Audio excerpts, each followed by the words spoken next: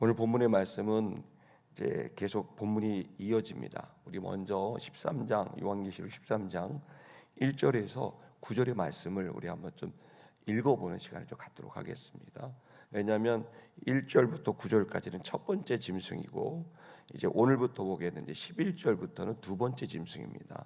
그러니까 용의 하수인 그 두 이제 마귀가 보낸 두 종류의 지도자입니다. 여러분이 읽으신 본문은 그 지도자 아주 수령입니다. 아주 가장 높은 존재이고 이제 11절부터는 그 수령을 돕는 하수인들 이런 이제 개념 두 짐승이 짝이 돼서 이 세상 사람들을 속이고 이 세상 사람들을 멸망에 이르게 한다는 예언입니다.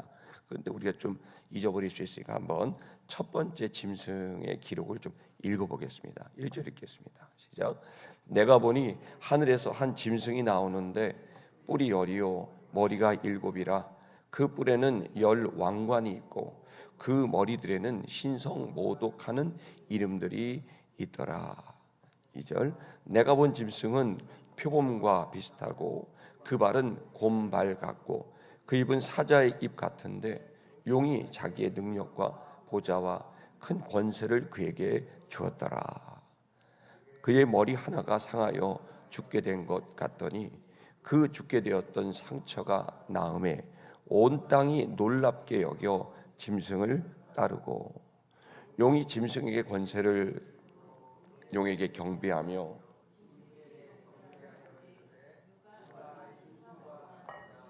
누가 능히 이와 더불어 싸우리요 하더라.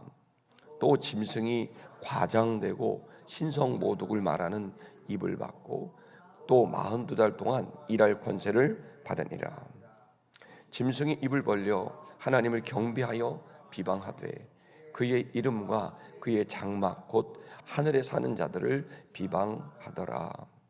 또 권세를 받아 성도들과 싸워 이기게 되고 각 족속과 백성과 방언과 나라를 다스리는 권세를 받으니 죽임을 당한 어린 양의 생명책에 창세 이후로 이름이 기록되지 못하고 이 땅에 사는 자들은 다 짐승에게 경배하리라. 누구든지 귀가 있거든 들을지어다. 10절 9절 읽었습니다. 10절의 말씀도 읽어보겠습니다. 10절 그다음에 제가 앞에 보고 왔는데요. 13장 10절 다 같이 10절 읽겠습니다. 시작. 사로잡힐 자는 사로잡혀갈 것이요 칼에 죽을 자는 마땅히 칼에 죽을 것이니 성도들의 인내와 믿음이 여기 있느니라. 아멘. 이 고난이 너무 이제 심하고 그래서 결국에는 이런 이 짐승이 나타남으로 인해서 짐승이 기적을 행하고 이적을 행하니까 수많은 사람들이 이 짐승이 죽은 줄 알았는데 다시 살아나니까 사람들이 거기에 놀래가지고 모두 다 그 짐승을 아주 드라마틱한 일을 속인 거죠. 죽은 것 같이 하다가 사람들이 죽었다 그런데 다시 살아나니까 그 드라마틱한 그 모습을 이 군중들에게 보여주니까 군중들이 삽시간에 저 자는 보통 사람이 아니다. 그렇게 하면서 그를 쫓게 되는 미혹하는 일을 했다는 겁니다. 그리고 이제 오늘 본문의 말씀은 이 짐승을 지지하고 그리고 또 이 짐승의 거짓을 계속해서 또 마치 참인 것처럼 꾸미는 두 번째 짐승들이 이제 나타나게 된다는 게 오늘 본문의 말씀입니다. 한마디로 말하면 이걸 거짓 지도자라고 표현할 수 있습니다. 오늘의 주제는 거짓 지도자를 분별하라입니다. 요한계시록은 마지막 시대 말세가 되면 이 거짓 지도자들이 횡행하고 이 거짓 지도자의 수령과 그리고 그 수령을 돕는 그 하수인들이 이 많은 사람들을 하나님에게로부터 진실에게로부터 참으로부터 벗어나게 하고 거짓을 쫓고 탐욕을 쫓게 만들고 스스로 파멸하게 만드는 그런 일을 말세에 아주 집단적으로 하겠다는 예언이 본문의 말씀입니다. 한마디로 거짓과 탐욕의 지도자가 되고 그 거짓과 탐욕의 지도자는 마치 참의 지도자요 그리고 마치 헌신의 지도자인 것처럼 거짓으로 사람들을 속이게 되고 그는 위기와 위기를 겪지만 늘 다 짜놓은 각본대로 자기가 죽은 것처럼 하지만 다시 살아나서 불사신인 것처럼 행동하면서 사람들의 마음을 현혹해서 이제 사람들을 하나님께로부터 진실로부터 떠나가게 만든다는 겁니다. 이들은 힘을 발휘합니다. 능력이 있어 보입니다. 그래서 수많은 사람들이 종교적으로 따지면 이단과 사입이고, 그리고 정치적으로 따지면 정치적인 뿌리가 없는 또 정치계 이단 사이비와 같은 자들이고, 그리고 또 경제적으로 따져도 그러합니다. 참된 지도자, 그 절차와 과정이 있고 뿌리가 든든하고 그 모든 살아온 여정이 참된 자가 아니라 갑자기 자신을 꾸미고 거짓으로 과장되게 만드는 바로 이러한 종교 지도자, 정치 지도자, 경제 지도자들이 이제 세상의 지도자가 될 거라는 말입니다. 우리 요한계시록 13장 11절 오늘 본문의 말씀을 한번 읽어보겠습니다. 시작. 내가 몸에 또 다른 짐승이 땅에서 올라오니 어린 양같이 두 뿔이 있고 용처럼 말을 하더라. 이제 두 번째 짐승이 또 나왔습니다. 그런데 그 모습을 보니까 어린 양 같았다. 어린 양 같은 게 뭐예요? 얼마나 아름답고 순해 보입니까? 위장한 겁니다. 거기에 보니까 뿔이 두 개가 있습니다. 그러면서 말은 용처럼 한다는 겁니다. 겉으로 볼 때는 순해 보이는데 사실은 그는 그 속에 마귀가 들어있는 겁니다. 앞에 있었던 첫 번째 짐승은 강력한 힘으로 보이지만 두 번째 짐승은 연약한 사람처럼 보입니다. 그러나 그 속에는 뿔이 있고 말은 용처럼 하는 거짓 지도자입니다. 여러분, 이론이 얼마나 헷갈리겠어요. 거짓 지도자들은 종교적으로는 종교의 탈을 쓰고 참종교의 탈을 쓰고 나타납니다. 지금도 우리 주변에는 이런 이단들이 많죠. 뭐 예를 들어 신천지라든지 또 아니면은 또 하나님의 교회라든지 또 아니면은 뭐 만민중앙교회라든지 또 아니면은 뭐 요즘에 또 통일교가 또 가정교회라고 가정을 다 깨면서 교회 이름은 가정교회예요. 그 얼마나 위선적인지 몰라요. 수백 상 수천 쌍씩 결혼하지만 바로 이혼합니다. 또 다른 사람과 끝없이 결혼하게 하는, 여러분 이제 말도 안 되는 기만과 그 속임수로 사람들을 꿰는 이단이 많습니다. 정치계도 마찬가지입니다. 본인이 전혀 어떤 희생도 안 하고 헌신도 한 적도 없으면서 마치 그렇게 살아온 것처럼 거짓으로 과거를 꾸미고, 그리고 본인이 마치 헌신하는 것처럼 말하지만 실상은 모든 것을 다 삼키는 이런 위선과 기만의 정치인들이 나올 것이고, 경제인도 마찬가지입니다. 마치 본인이 선한 자본가인 것처럼 막 행세하고 하지만 실제로는 사람들의 돈을 다 빨아들이는, 여러분 이러한 가짜 기만과 위선의 경제인들이, 기업인들이 막 나올 거라는 거예요. 이러한 거짓 지도자들에 의해서 수많은 선량한 시민들은 분별력을 잃고 그들의 말을 믿고 쫓아가다가 패가망신하게 된다는 겁니다. 이들의 특징이 뭘까요? 거짓과 탐욕입니다. 그들을 자세히 보라고 요한계시록은 계속 말합니다. 그는 처음부터 어떻게 시작했는지, 그 처음에 등장한 다음부터 지금까지 어떻게 살았는지, 그리고 그것을 본인이 말한 게 아니라 다른 사람들은 어떻게 말하는지, 그리고 그가 지금 여기서 말하는 것과 다른 곳에서 말하는 것이 똑같은지, 그리고 그가 말하고 있는 것이 정말 논리적이고 맞는 말인지 계속해서 살펴보라고 말합니다. 말세의 성도들은 아무 말이나 믿고 그리고 그 말에 아무 행동이나 따라해서는 안 됩니다. 열정과 기적과 이적 이런 것들을 따라가는 게 아니라 저와 여러분이 성령이 충만하고 말씀의 사람이 돼서 분별할 수 있기를 축복합니다. 한 걸음을 걸어가도 이것이 정말 참인지를 생각하면서 걸어갈 수 있는 분별력과 여러분 단호한 태도가 저와 여러분에게 필요합니다. 이들의 특징은 거짓과 기만과 모함입니다. 이들의 주장은 사실은 용처럼 말해서 강력해 보입니다. 그런데 그 용은 언제나 기만과 그리고 거짓으로 그렇게 참된 하나님과 하나님을 다른 교회를 그리고 진실을 추구하는 사람들을 흔들어 놓습니다. 요한복음 8장 44절을 한번 읽어볼까요?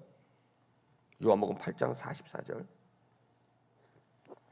읽겠습니다. 시작. 너희는 너희 아비 마귀에게서 났으니 너희 아비의 욕심대로 너희도 행하고자 하느니라.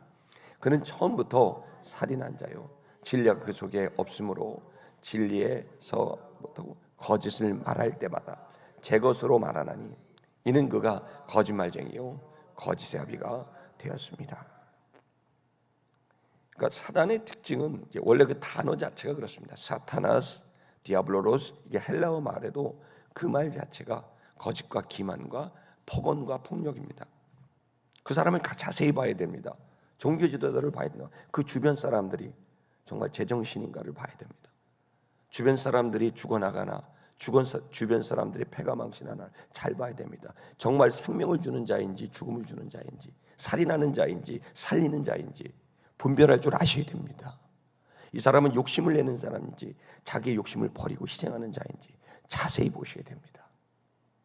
성령께서 분명히 저와 여러분들에게 그 분별력을 주시리라고 믿습니다. 우리가 52일 동안 기도할 때 대한민국 국민들이 이 분별력을 갖도록 귀가 열리도록 눈이 열리도록 기도해야 됩니다. 여러분 거짓의 아비고 거짓말쟁이라고 말하고 있습니다. 요한계시록 12장 9절의 말씀도 읽어보겠습니다. 12장 9절 시작. 큰 용이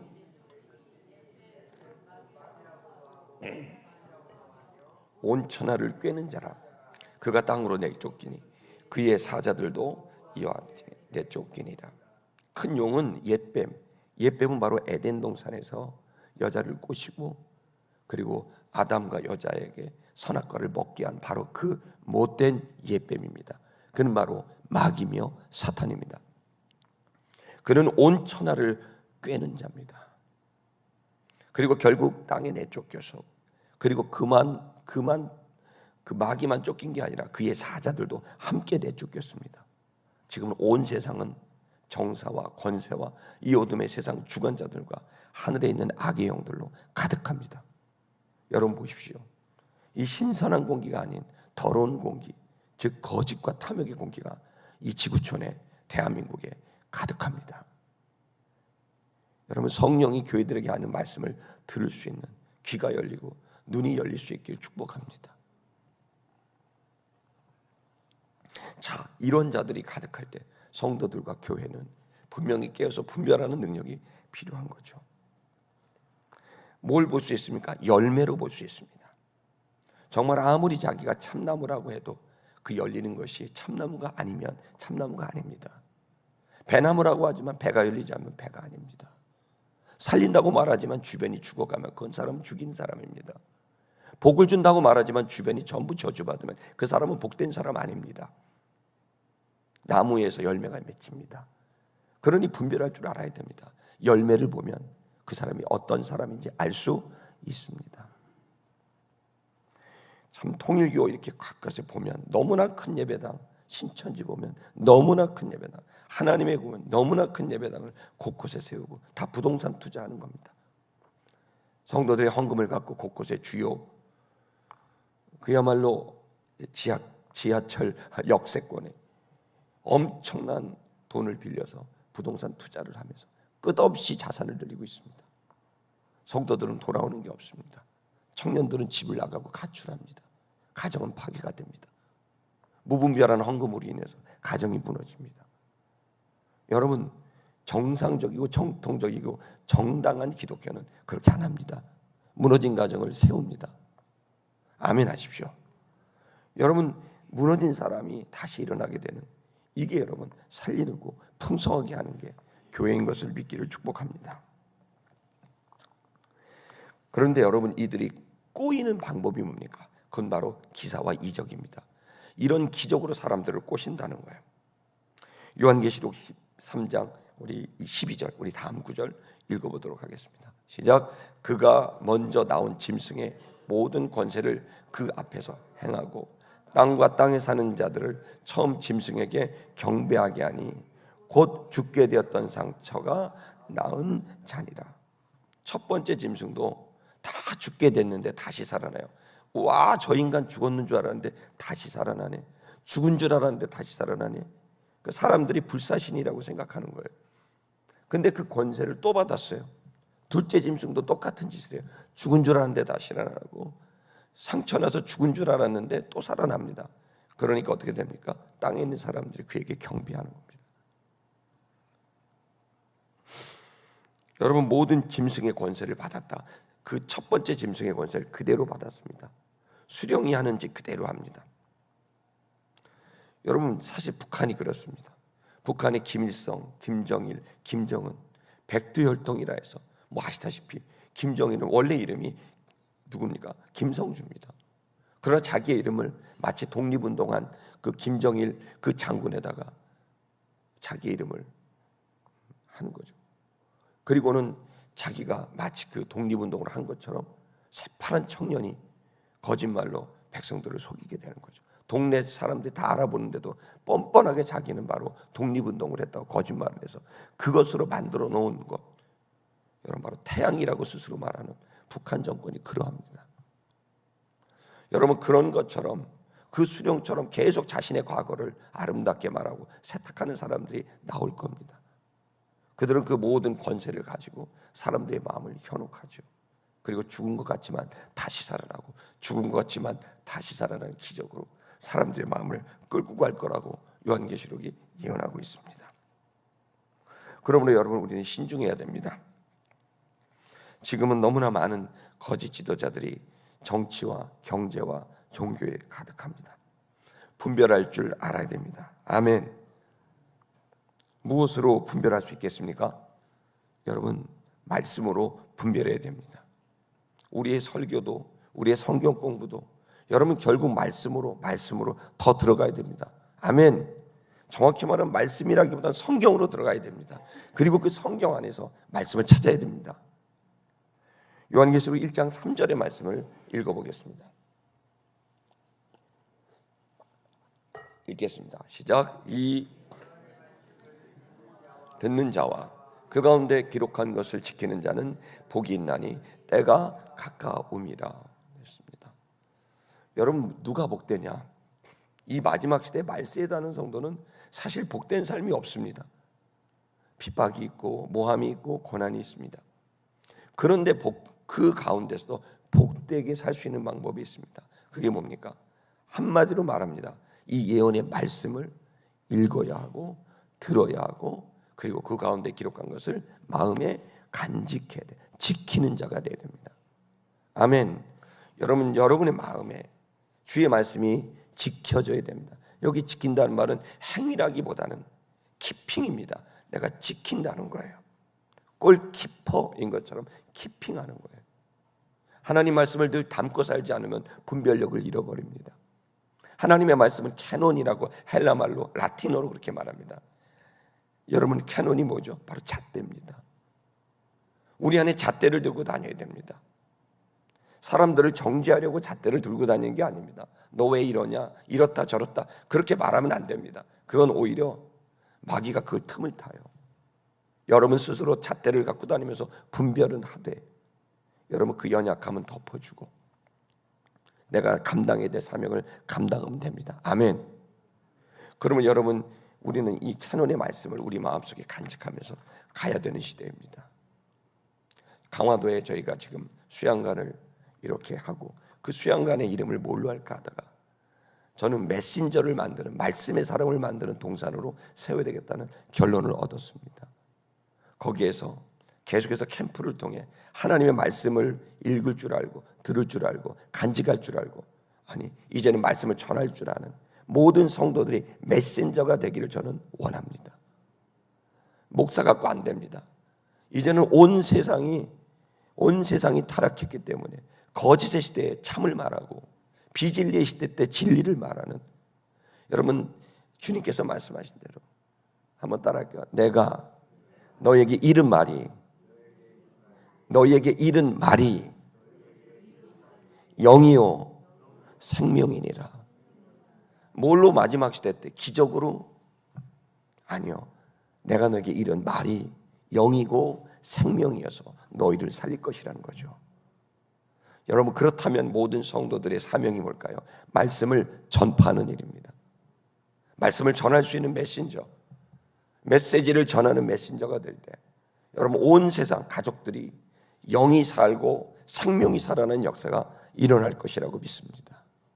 내 주변의 친구들에게 좋은 격려의 말도 중요하지만 말씀을 전할 수 있어야 됩니다. 말씀을 전할 수 있는 자, 그는 영을 살리고 여러분 생명력을 일으키는 자가 되리라고 믿습니다. 여러분, 이처럼 용을 따르는 짐승들이 계속해서 그 용을, 마귀를 따라서 쉬지 않고 거짓과 그리고 모함과 그리고 기만을 하고 있는데, 교회는 가만히 있어야 되겠습니까? 교회가 나서야 됩니다. 진리는 언제 유용합니까? 진리를 전하는 자가 있을 때 진리는 힘이 있습니다. 진리를 간직하는 것만으로는 안 됩니다. 여러분, 어두울 때 불을 밝혀야 어둠이 떠납니다. 불을 밝히는 자가 없으면 어둠은 계속 지배할 겁니다. 성도들, 교회가 일어나서 불을 밝혀야 됩니다. 진리를 전해야 됩니다. 그래야 어두운 시대에 등대와도 같은 자가 돼서 주님께로, 하나님 나라로 오게 하는 여러분 살아있는 등대, 저와 여러분이 되실 것을 저는 축복합니다.